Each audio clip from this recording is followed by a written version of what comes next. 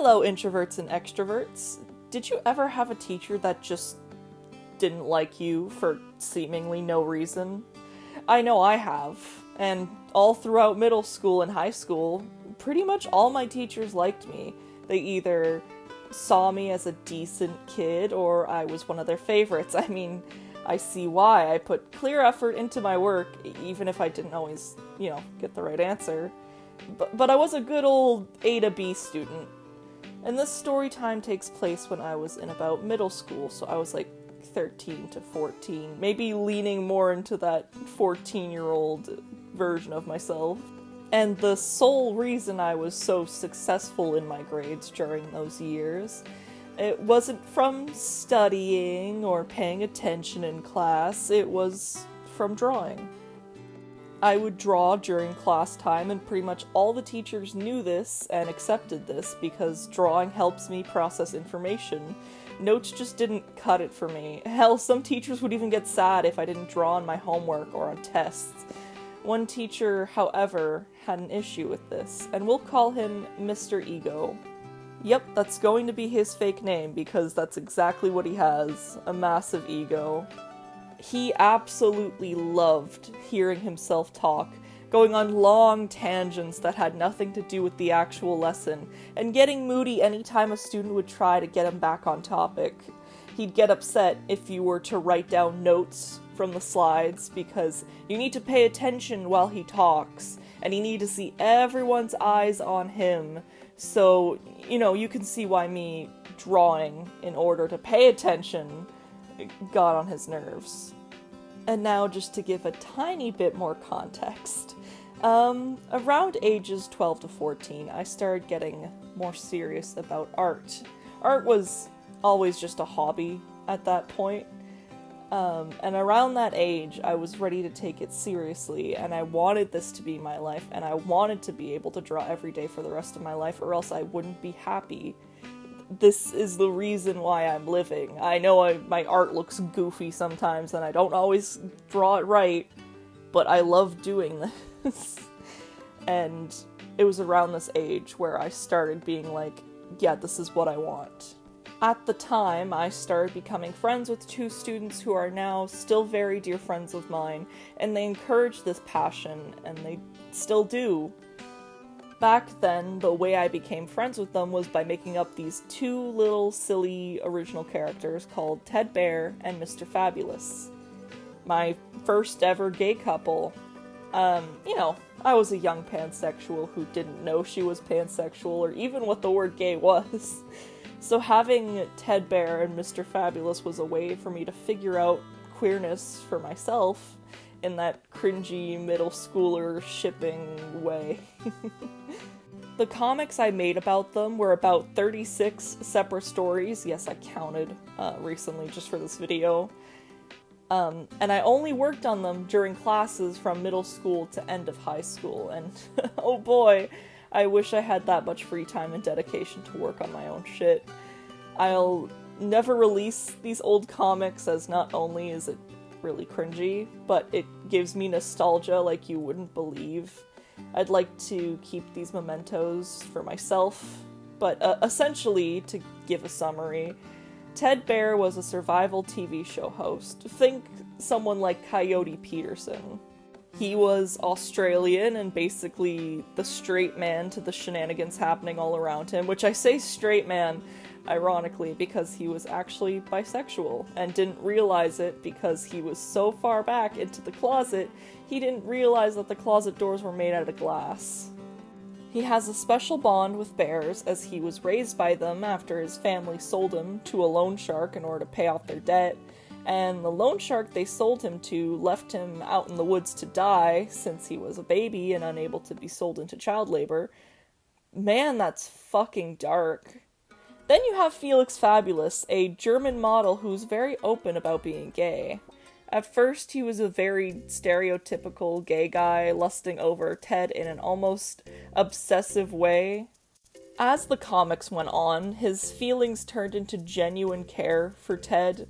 It was a constant will they, won't they story, as Mr. Fabulous would chase after Ted, and Ted would avoid his advances, which turned into Mr. Fabulous's intense passion mellowing out as Ted starts to realize that he likes the new, mature version of his friend that he had known for years. He realizes this when I made an episode about Ted and Felix visiting Felix's homophobic parents. Ted realizes that this openly proud gay man has been hiding such an intimate part of himself from his parents, and he starts to see him in a new light and fall in love. So yeah, like I said, cringy middle school, writes edgy, romantic comedy with darker undertones and crude humor. So every class I would work on this comic, as this thing was really important to me and my friends, and they'd constantly ask if I was close to finishing up the next page. Mr. Ego had already warned me not to draw in his class, but I mean, I use it to focus. Does he just not want me to focus in his class? But after that class, I had patiently told them I wouldn't be able to learn without it, and I was already an A+ student in his class, so clearly drawing isn't a distraction for me. But the next class, as I took out my comic, I was quietly working as he was talking, not bothering anyone else. Yoink. Huh? I told you not to draw in my class. And I told you I can't focus without it, but fine. I'll stop drawing. Just give it back to me, please. I'm almost tempted to read this silly thing out loud, but I'll keep this to myself. And I'll give it back to you when class is over. A week. He kept my comic for a whole week, and I'd see him in the hallways reading it out loud to other students who were curious. And at some point, I just accepted the fact that I wouldn't have my page back. And keep in mind, this was 1 out of 36 stories that he took away, and that page was nearly halfway through. So it was a lot of time and effort to get to that point, because I think that was episode like 12 he took away. So understandably, I was embarrassed and heartbroken that my art was taken from me and passed around like it was a joke. And when you're that young, that shit sticks with you. After that week, the teacher does the most embarrassing shit that every kid hates. Everyone's just quietly working for the work period, and the fucking asshole loudly announces, "Miss Jess, I need to speak with you out in the hallway. You guys got that? She's in fucking trouble." Okay, he didn't say that word for word, but that's essentially what he announced. "Listen here, kid. This is a French Catholic school. I get you want to have your little gay couple, as disgusting as that is, but the real crime here is you drew 2 girls looking at a man who is topless. Ba ba ba." It kind of reminded me of that scene in Oral where Clay's like, "Crack is a gateway to slang." And hell, Ted being topless wasn't even the worst shit that was in my comic. I'm so glad he only took that 1.5 pages. And also, this is the kind of art skill level I had back then. And essentially, here's what Ted looked like when he was topless. I didn't even give him nipples. A normal person would probably just think I forgot the 3 lines that would have gave him a shirt, because it was the exact same. Man, if he saw the shit I do now in life, drawing where people are actually naked, he'd be fucking clutching his goddamn pearls. And he's acting like I did was such a crime, even though he was showing other students a topless man drawing. Ooh, scandalous. I mean, it's not that bad. You see topless guys all the time outside in the summer. A topless woman, however, I get it, but you're really just trying to make something out of nothing. I can point out something even worse that you overlooked 3 panels before that, but I don't want to get myself in more trouble. Well, Jess, I think because of this topless man drawing, I'm going to have to contact your mother so she can discipline you. No. Yes, I can call her right now with you in front of me. Mr. Ego, I beg of you, my mom might beat my ass. Not for the topless guy thing, but for the gay shit that was in there, so please. Because, once again, I was a closeted pansexual from a religious household, and I didn't want my ass getting kicked out at 14. But anyways, my mom's really supportive of my panness, so, now that I'm out of my own glass closet, I love you, Mom. But kid me didn't know that shit, so obviously I was scared of her finding out I was writing a queer comic. Well, alright then, I won't contact your mother.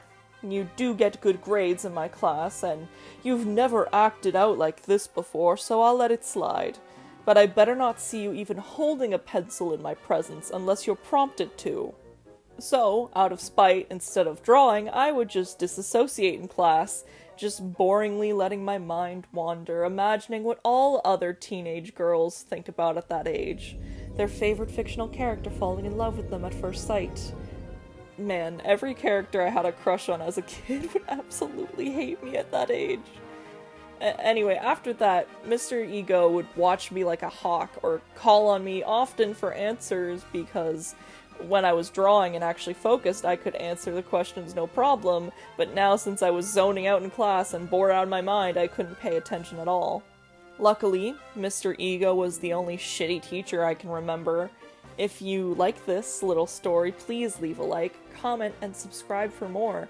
If you want to support me in a little extra way, you can donate to my Ko-Fi or become a YouTube member. Here's some fan art I've received recently. Isn't it gorgeous? I love seeing what my fans can create, and I'm so happy to inspire all of you with my little silly stories. And for those of you wondering how Ted and Felix are doing, I might not make comics for them anymore, but they're still a very special part of me, and I hope to use them in maybe another project, just in a different way. So with that, stay safe and stay tuned.